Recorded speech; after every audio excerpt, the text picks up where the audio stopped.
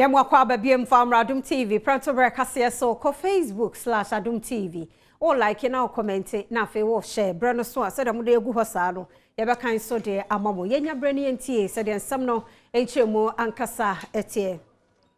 Ena de achi ya mane bo a abepem Adom Kasee chiremu a na dome dwa kese no emu no abeto dwa se efa baabi eja atom amahye ne dwerebe ene entoma ne books ahodo eja to ne nyina emu senye dum jafo ene won ho ye ha anka me senke dwa no de ne nyina eja ebetom yamane boni kwadwo mensa abram padi akire etwaso tehwe bebi a yegyina chesia ya aha dom market eja na wato market ne fa bebi a waton nzama ahoro ha wa hyewe se ehwe za nzama wa hyewe na wo se container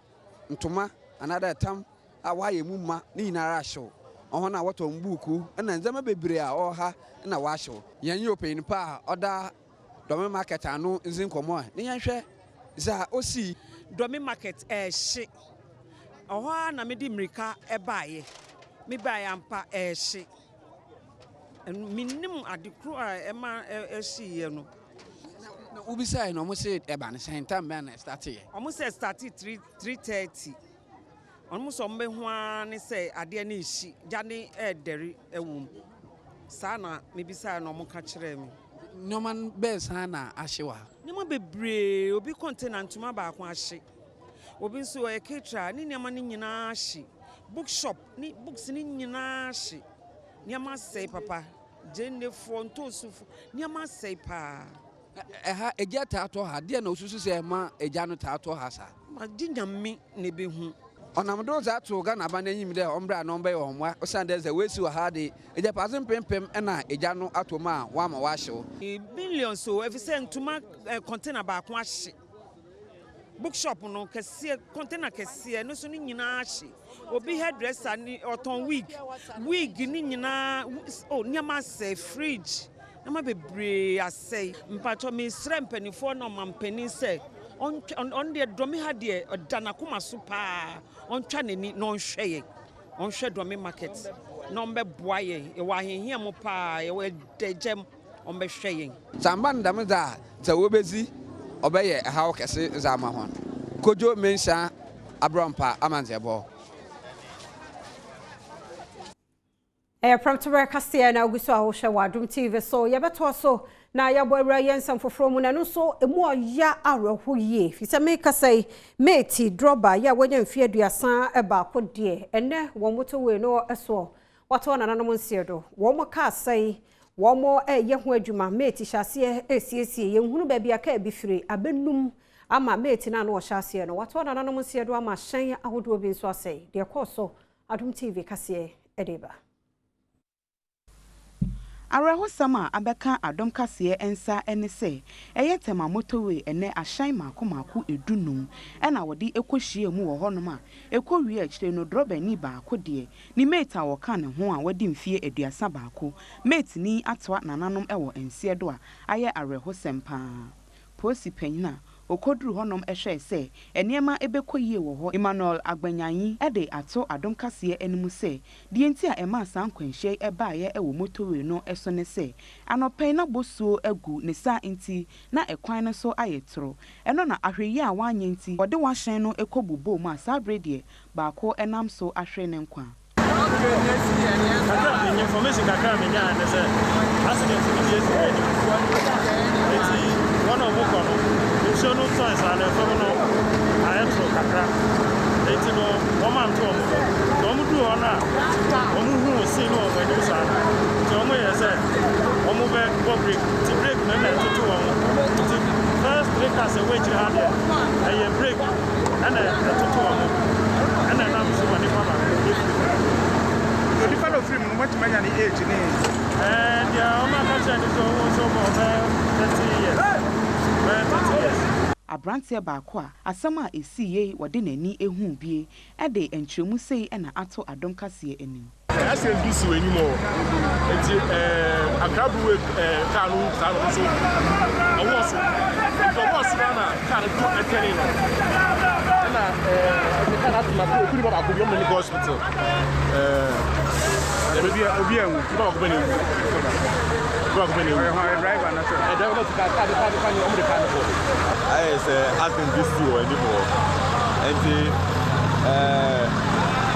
Club run also by no say as a CEO hono. I go here funny home. Nah, first the gas car be super or and the few cars I can also. I have two. And you the phone and I can you should do it and the cannot done it because I call the job. Adroba form you know what Shana a war and quenchia no movie and so entry ma day at 2 a journey. I was driving behind some, these two cars, as you can see over there, these huge cars. But I realized that they were crisscrossing each other, so I had to just allow them to go. So I actually gave them some gap. So all of a sudden I realized that this one was driving ahead of me, some container car, so he just braked and then get veered off the road. So I can see ahead of me because of his car. So I also braked and then veered off the road. So it was there that I saw that these cars are stink. I think they applied the brake and then slipped. I was thinking off the road, meaning I can at least, by the grace of God, in a situation. But there's another one also a huge car. Actually, they throw it away right now. It's not Kasee. Or no, ever pin me the say now. On the side, I don't fire. Premotobre Kasee na we saw Adom TV so yababo room na yakọ eye talency na mensi no krache pani ya wo ho yora Christopher what bill ya no edin komo na ya hwe fi se bagre na ye bie ye no edin sem bebre na aba honorable good afternoon and welcome to Adom TV Midday News. Good afternoon, madam. Thank you so much for your time. Can you please update us what's the situation now at Talency and its environment? Yeah, yes. As a result of the spillage of the Bagre Dam, coupled with the fact that we have had torrential rainfall in Upper East here, the river has overflown its banks. As of yesterday, somewhere around 4, getting to 7, 8 p.m., there was still rainfall. So this morning, we were informed that the water has run onto the road and crossing the other side. So it was I had to go there before coming to office, and I saw the situation. Not too bad, but we stationed the NADMO officials there and with police, and we have given them life jackets, particularly those who are directing vehicles that are moving from the northeast or Tamale side to Bolga, and those that are also moving from Bolga to the northern side of Ghana. And so, but we have put the police there. We've given them instructions strictly to adhere to the fact that if they see that the level of the water is increasing, they have to stop every vehicle that wants to cross, because we don't want to have any casualties.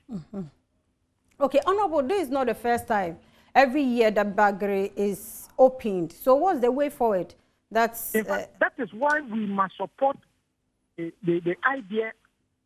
of His Excellency the President for us to construct the Bagre, the Palgo multipurpose dam.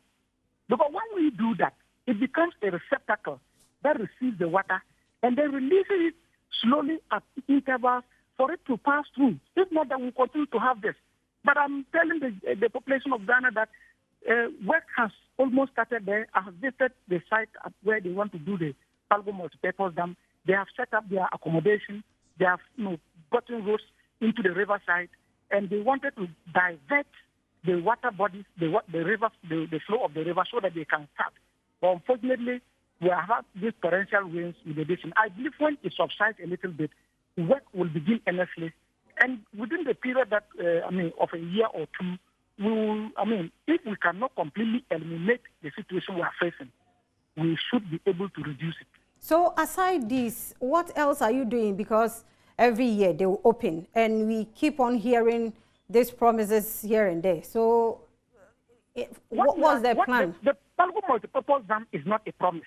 It is something that is taking place now. So that is not a promise. Indeed, what we have done since 2017 that I came to office is that we have held meetings with the district NADMO people, and they have intensified public education. And that explains why, even though this year The water levels have been unprecedentedly high. We have not had loss of lives as compared to previous years. Even if you look at the number of farmers that have lost their crops, it is reduced as compared to previous years because in the past, many people who used to do cropping along the White Volta Basin, used to do it late. But because they are well educated, most of them crop earlier and harvested.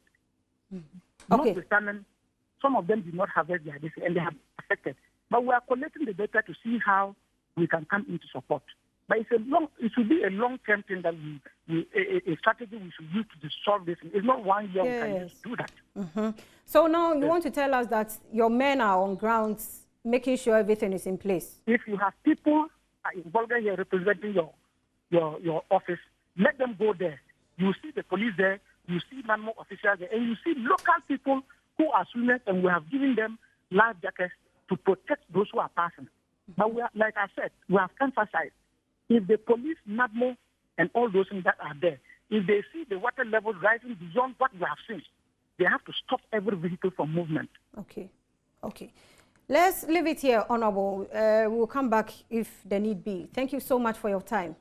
Any ayati Christopher Boatbill, DC Talensi, any day and Como Bagreno, say Atrani Shim, Afibia ye na Nadiano, and what day so no anwire day or and or day to Jano, Omo yet umbe to me be a Nasa a broso dia nadmo any security agencies no or my and say Kasi bia obi nko obi ma sebeya enkofa nkwanhia anase atorenchem bia yempese ebetie edebeba na sabre de omguso adwuma no wonmo yese de woso wo ye Adom TV Premotobre Kasee na oguso a ohwe no yebeto so na yabode awraye ensamfofro mu mampani adodanko akufo adoguso ye no ensankyerene no ene ya make say de wode soso abofom a ema ho kwan na solid waste treatment plant one more a day at intim so Sabaya, if Fia would will be sano, young no monte so basabasa, nemum, ye benya bia ye back crown.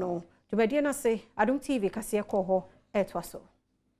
Mampenyi Nana Adodankwa Akufo Ado akotwa homemu ewofo aso a ewota Chiman South Kropon mu ewo bono epoye mantem se wadi besi biaye bia obetumi ato bola egu na adwuman woni Zoom Lion adwumayekuo no na aka boma wadi irosika opepe edu enum ato so a wadi eba besi sa edan no ewo honom osofo a wo hwe nsio ene ahonidie ho nsam so de ensam ato ensentwofo anim sa adwuman ya ye hyehye ne nei Zoom Lion ayehye ne nei enye se aban wayim obia obono homoden a obeye adwuma de aboa mpuntuo ewo Ghana ha no omampanyin de na koma ene ne support nyina betare akire ama bibia hyehye no pepepepepepepe aban enkrankra adwuma ye nyina no o support eti ne ministry no nso so ejina aban na mu ne support sa adwuma ya ebekoso na nije sem ne say 16 regions ne nyina obi abenya ne de omampanyan kasa kobuye de wo secondary takrade ano Zoom Lion adwumayekuo no opanya wokogina won anim Joseph Sian Japan atwe mu say sa edan kese a wobesi a wode eho ebeye biaye bia obeto enwura eguo ne de ebeboa aban pa ewo ne dwumadi a wahyehye say wopese montamo no ahonidie ho nsem etumpon no bra nyame adom ode President Nana Akufo-Addo besi akanya so ode edisue hudi bi anase vision bi si nani se or set up sanitation ministry na ebisi da e kire se na adwene awo e wo sanitation ho pese oman ya setena mu ne ya niam mu a etiti nyina kosi de sipi eno achi no o san so hye bubo se at the end of his first term no Ghana baby bia o se ahotew ne niam esipi eto hyase sa akra na jumedi ayeye wo hai April 2019 ye kese baako e wo ho omanfo bia owo krom honom enso de wonsam ato Adom Kasee anim bia ye hwe bola guni de enye kura nsu a ye sanom ano ho na ye hwe bola egu adwuma mampanyin de ye ba ha o mo bebie factory no efisi na beboa ma bola nyina free enso ama adwuma so aye den aba ma mabunu na nya bi aye ade ne so mbom aye no ama yeku adwuma so akoso no te ya ade beboa yen te ye de pa se mampan ne ate so ma be fate so yeku afo se betindi bia ye nnwuma ama adwane abusu ama obi anya bia ye den adi nte ya ade ye ahohoaho apa so se aye fine pa ma ya nyakopon wo mama honde na monteme ye ma ya na emboa ya Mask for all. Jumedie and a Jumakua, one but a nyina and a ne yade coronavirus on a one more ebejeje a year nose mask a hodo. Na yade ama one more sebi, one more enyesika entobie. Now one more jia mane, one more a was womunya be one said to me akabia, a bit sekaya ye phone and quadan and I'm wanting so and a fay, one I wore a nedue fear and one more. One more any be crown, what day, and your money ma, I will cries the king. A sorry, I won't cry. Na fay prison, Satna, ye, no so, I won't cry. No, one way near being or dear Seda, Emma, Edmakui, what the fair far, why am I? All our say brano ehiafo eni oni biefo a wo ye montemu wo bepe nose mask ni bi amomo ahye sede ebeya obetimi abo ho ban afri yade coronavirus eho no akwache nose mask amakaye yefo street children ene Ghana eniduefie ahodo na sa nose mask cheimu wo hyase ewo Christ the King asoria ewo enkramantemu ena afen so wo de call Ghana prisons omo headquarters na wo de sa nose mask ema ekuekue ensama wo kan ye eni. Instead of just sitting down doing nothing, they managed to mobilize themselves and get together and organize such an event as today, and to have all these masks for the thousands and thousands of marginalized and needy people. All I can say, I'm very, very, very grateful to them, and I thank them very much.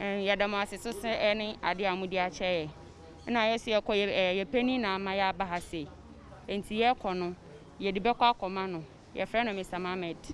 Into the commander on your befre your group na omaba na ya chiche. Sincere appreciation to you for bringing us this. Thank you very much. Ni ajete soa ena waye mayor of Accra na obadwumadie no ase na eho ena wode ensem atoja se can easily cause for what we call a second wave of infection. And there's an evidence of that around the world, and this is what we are trying to prevent. So as I speak to you now, there's a combined team of military and police that are in town enforcing the wear your nose mask. There's a 5 military teams around at the moment. There's a 3 police teams na muso omo complementing. Mask for all ewe wani multimedia adwumayekuo no na aka aboma wodi wonjuma na wasa dwumadie yi ase opanyin na wo hwe Joy Prime eso e de ensem sei na ato ensentwofo anim. Obiara odwen se yade coronavirus no kono mesre no onsan dwi hu biom yade no ene yen ewo ho abetena enti no sesi ade obi ntumi nka se yade no ko se unim se wadwene osa sesa wadwene na hohoro nsa fasem na hohoro nsa wo enso etene ase bomodin so se obebomodin na ye friend social distancing no obedi so na fei titiru na amu se na ma hye me mask ya make say also show mask na obi obeka cho se yare no ko no de na oye di unya Astus Ahiable ena woye coordinator Emma Max for all na wode ensem sei ena atodwa efa dwumadia ene okodi ye no eho so ye ka se omo ahohia mu a business ka ho omo so omo kan ye ho bi obi ania obi adamfo obi amamene papa ebi o hobi na tibi omo mu no so omo ni kwan omo be nema bibiri ama omo ho nti se ye hwe omo ahohia mu e Ghana ha and vulnerable people are. Now say you try and you business nibi. And ntini your bar prison service say be check mass nibi dia momo. No mo nchiche ma omo prison. Yemfree ebono mantam ne mu na yemra enkran ha La Paz nyameche ne yekofi se ho ne Adom Trotro no damte tobia e de akoduro damte wa howa no so de ekoso odeba. Medasio efia kwa masom ewo La Paz aya nyameche junction nende Adom Trotro no sani eye ne da no uba ha oma biem na kuso na pizza na me sambra no me kona news no bebre na ne aka na mpani form omo nkyere o madwen den enfa ho opani mi mo kwa ba Adom Trotro so kase ebo ne na pese o kye wadwen fa mi de kase ebo ne de accident no a esi o motorway na pese m kyere madwen kakra because you hear motorway a yes I road we enye ne since omampani dada Kwame Nkrumah bless you yes I motorway no aban abakọ saa nso yehu ade bia omo ye motorway no ese ka bad this time say no omo nso abeye different road bi kwa chain motorway no ama emu ade abie because they say road cars enam so no edoso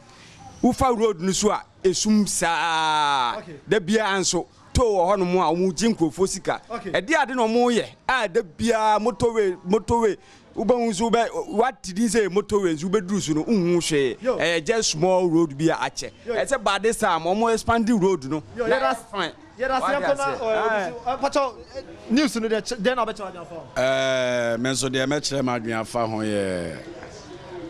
accident motorway accident no say aban hye den o motorway ho se na be ya accident this year bibia motumi aye fast atumi asesa nipa dey free ho okay yera say yenkoya mame so ha say mame news no dey na be so che wadwen fa me so na me pese me kire ni say nsuo na da ye se ye bia na fa nkrofo esen nkrofo no ma ni nyina no wo say ya asabia tetete ho no yanso ye hu ekwan a wo se ye fa so because da e ba yan ye kura na e be fa nipa na asay in amaban so eka obofa ho ana aban be boaye no na no so etwa enti me susu se ye na ye mfiri ho na obi aso ho to wafa news no de na pese o kire wadwen efa ho me pa cho de pese me kire madwen fa ho ne Shatawale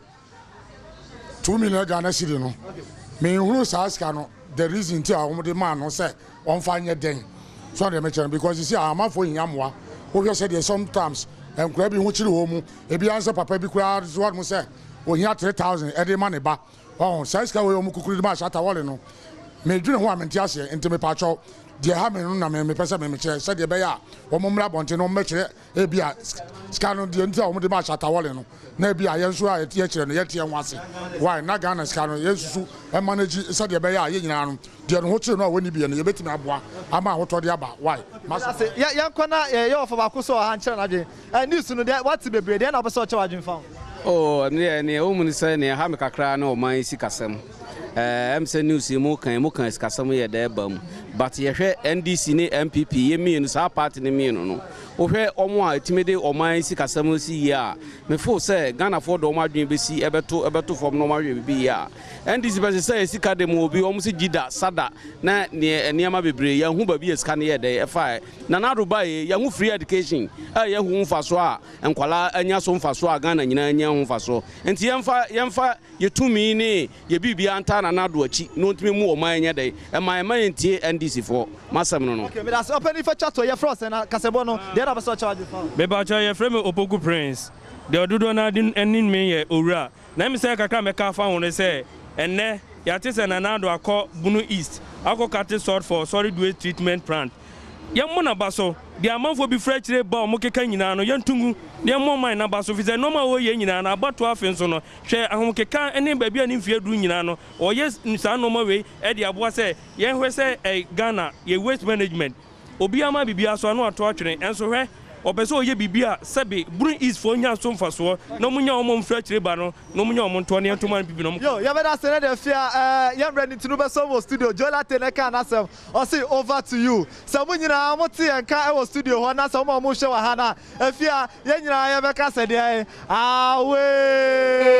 ye da se papa Adom Trotro bia no na nyameche La Paz aha yete ne nkandi free hono nti no ba bia wo bia no Adom Kasee ye de bro said ye tie na so do de no aba eno ne Trotro no mu nsem ye to so gbawura yansam foforo mu said me di kandi tu dwa no ye wiase nyina da ye yidi esi ho e bo dawuro afa suicide anase se bi obi hye no ho akonfo no wo twa no mene no watoa na nanom ansiedo na wo twetwa mu ne ye bo mo nka ye se kofisi mu oyekuani wono an mpena ene wabone tuo amwafirim e wo krakrom wo Bunu East ne nim sanke no ano no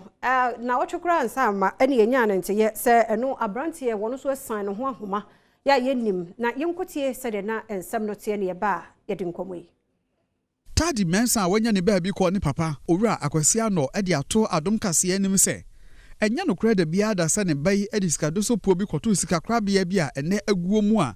eno nti onam so de ho awerho ekose ne ho ahoma owura Akwasi ano kire se ne ba wa free mu na dwuma na wo ya ne se na otonton no ma enu mpo no na akwa tuto bibidie de ye ne ya na ye na hodwure ne se ade abekye ma ne bai asan ne ho ahoma no papa yi ene ne nyina na to nsa didi ya anichie kwaso no wode ko kete so ekodaye mada one man unia bae be bom se me sole me ha de be bae no sese ha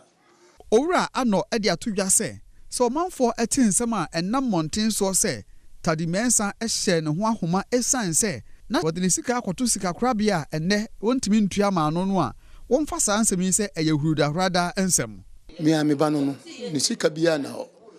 ono kra ni sika bia ni men's go no ono ana o tonton ne ma kakra na edu anyume a oba mama belenti o mu a oni sika kra na otimi bisa me ne ya mani ni aba konso abi otimi man bi na fe de ba awon kire bia bi ni sika bia ni ba bia so o mo de nam se o mo se ni sika na na sansemu emu no ya na foforo ya adwene bebre se nipa do se nipa betimi akum ne ho obi anya ne hwe wonte hwe wonka hwe ne yankwa homa no so Dr. Diana Ban Odum ye registrar wo Ghana Psychologist Council na yene ni nkomo emfa eye suicide anase obi sign ho Dr. Diana Ban Odum ewie ye mo ahado ba Adom TV Premotobre Kasee so yo medase ya dase papa eye day na obi betimi ahye ne ho akonfo ana obetimi akum ne ho se obi etimi akum ne ho kire se bibi ha no adwe mu no bibi ha no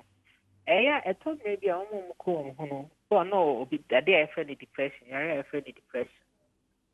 but so your depression and nyi hu baby ade wi ase abrabo no kwa de na efa nti na dwen ne se so ku ne ho a na chese bibia akodadi obo also oni depression na so or how ntina ekope impulse na abadi se ku ne ho kwa na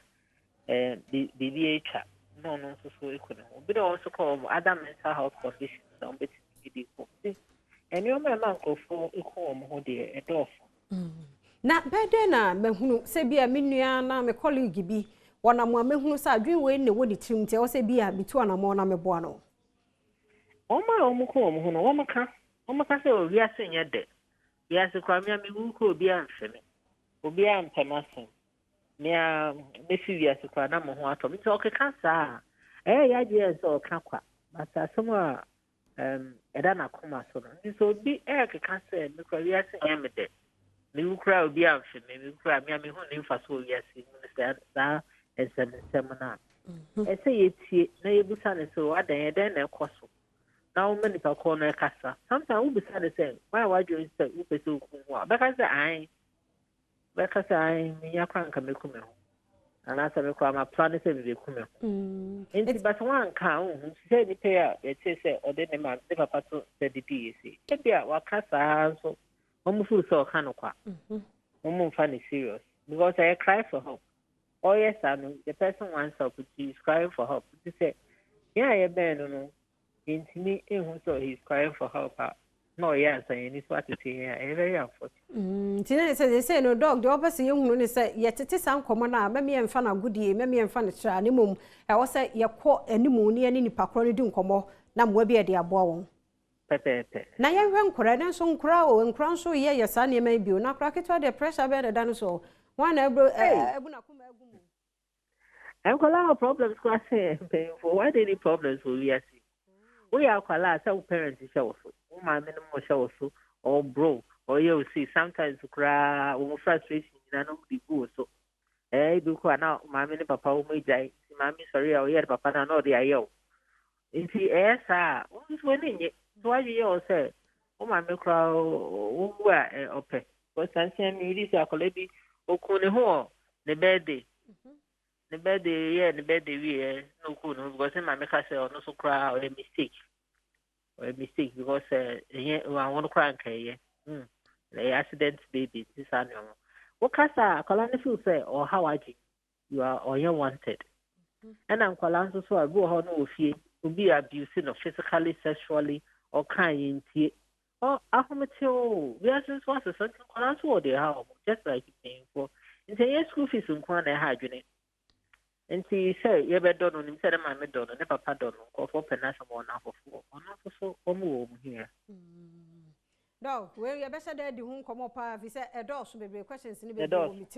by a dassy, I wear when ya born and you should cry be a mere honey, a bessa about her brace him near what was so. Dr. Diana Ban Odum, registrar, ya Wagana Psychologist Council, and I would say when he ADM call mono.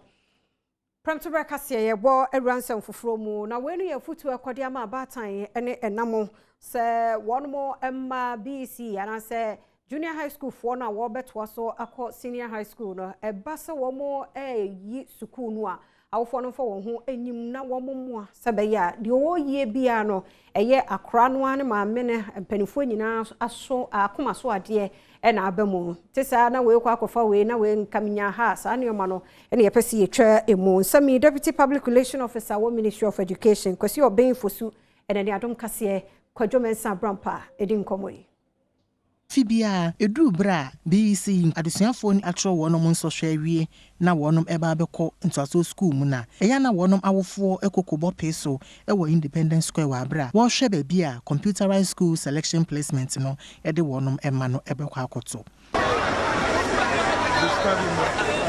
afi BC no ebehyasie adwoada September boso meneda etosudu 9 na nhyehyeye ben na adesua ho nsem asoe no aya wode hwe animu kwan se afi awofo enkonkofa saa wo hawonimu empanyufo ehwe animu kwan se enkoda 531,705 na wonom ebetro nso hwe na emu 269,419 eye mema na emu 262,286 eye ma kwasi obinfosu na deputy public relations officer ewa aso ya ehwe ya adesua ho nsem so nsem sei na wode to yama ne boni kwadwomensa abrompa enim. It is school selection no any program selection resident selection was enkola no ne o ma wo teacher for ebu won ehwe ne ye one o select schools na o hwe wa hoden o hwe wa o modern boy school na o dey select school no o hwe school a o gidi say o fa obenya no akofa o kofa school a o modern boy no ebru de wo so ye no so a one way a ebedu wonum no o be fa de but ye hyehyɛ a na wan koto so bi na fe ya refer o to UNESCO so the 21st September to 31st October samre yi mu a ye wie officers ne offices ne personal training no afi ne ba be media se na mo ba he ya ne mo ka se ye be media eni ade na media for so ya ko chechim se ne meni mu ye ya na obi ehu kwan afa so a oyi a obenya ade no mfa so se bia ye nkonya problems enya ye biem owura obinfosu ekire de enti asese adesua ho nsem asoe ye no aye no enhye se adesuafo no EU schools a wo bekọ na wonom fourth choice a wo be yi no e wo se eye secondary technical school ya ban policy kaban dia hye wo se no ye technical schools ne vocational schools no e we se nkura no dodo na o mani je ho no o mbekọ honom no na o mbeba out na ye akola bia o de fa schools na open nyina o do fourth choice na o be fa TVET program account se be ya se ukonya honom a okwa na so akosua bibia it has to do with vocational and technical o be out no na afi wanya saa asua hunu na obetimi di akọ feda abebe entrepreneur on your own.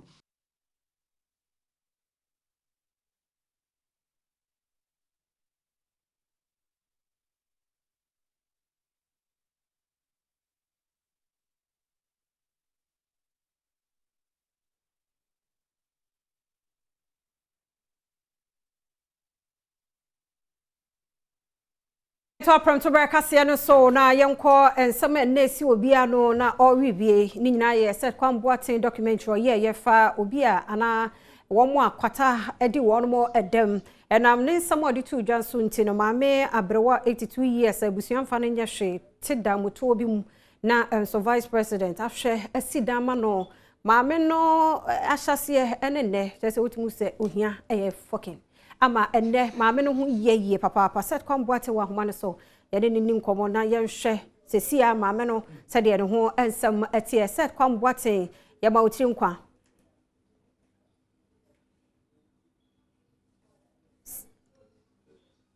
set otemenka ya mo akwa abade oba Adom TV Premotobre Kasee so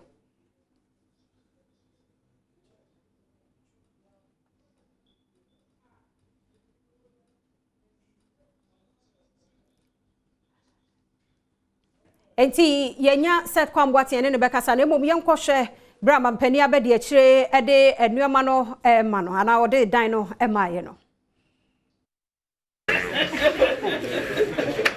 Ghana mampanya badi akire Dr. Mahmoud Bawumia ene kwa abefo entintan kese so ekotwere sasemi egu ho ochiremu a ene ode na probo no ekopie mu o atifi atoye mantem mu no okosra Madam Daripogo a wadi mfie edunwatwemienu a nanka oyare nkwatayare a nabusuafo ato na jeje mu ewo kurungu motori a ewo wa West Mensinenim okade to aso se die hye nim kran ema ne kɔ ho ene se enche bia na Joy News eye documentary bia wode Madam Daripogo asem ebetu dwa a na wo kyere se esa ne yare nti wote dot dan bi mu ene ne nana abaya ajara wabra abusuafo apa wo no mu isenti sisi wasi 2-bedroom self-contained house e de amma Madam Daripogo okade to aso say isan se wono ene da Lepers Aid Society no anonti ene dey na ni age na wode nyankopon ase e wode wayama Madam Daripogo osaka de twa to say e wo se yinyina yekosoa adwene yen wo yen ho. So happy to be here today to see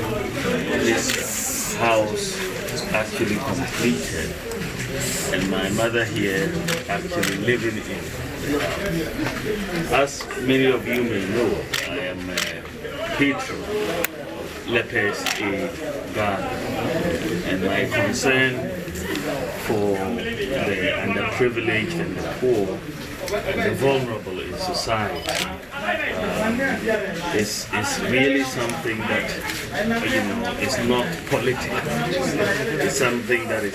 been there outside of politics. I think that we should all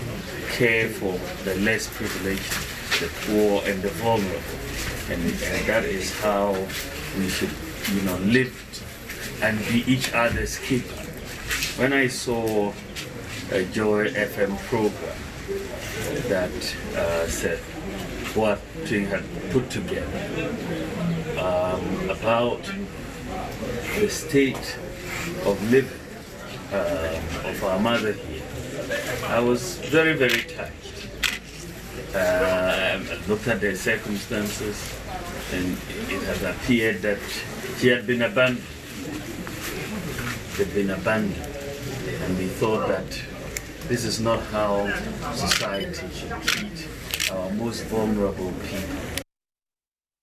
Mayankwa humano so na yene set kwamboaten ni nkom officer wono ene ye ama enei mami ne dabremu asesa ene yatekra mpo se kuro no kane ani ho nso ene ni nti ye de kane ekọ ebi anka osofo bi be hye no nkom a ko be pia na to ba bi kura nko mfanya asemo kwamboaten awie ye mo ha me jo so pia yankopon hira papa pa ne adwuma dene a wodi asi wadi so monya ne saa no nipa bi atise ye mo awo mo na edan ne de nyame adom wadaroma maame ne nsanya aka wo hwe maame no kohu no na wo de toto eneyi a etise ohia enimagwase ohia eya ohia ma nipa ebo abrewa amonamono ohia ma nipa yare na wo hwe se de me kohu no first time me ko interview no me ho no na me de compare enne no me see me put match na me de compare enne se de maame no esi asesa obi a ni mfia ko ni mu se no wasabaye actasia na enika me ko maame na wonsre ene wu na osre me ko na aduane a odi tuozafia ya ho no na me nim se tuoza be ko yiti me ho no ya ho na tuozafia na koda asia nsuo no etani ena no onom o se me num we akop menumre because me num ni sesia ni nyina esa minya hwe jisa abofo twum no ma be man bibi se maame di aduane wedi se ne aduane ebu ne so oni aduane na se sika ye story we yin na ye multimedia platforms na this story we to ja kan ko fokuma yitimi nyeska adofo send contribution ye the quantity sika ne ma 400 million ene sika na 40,000 cedis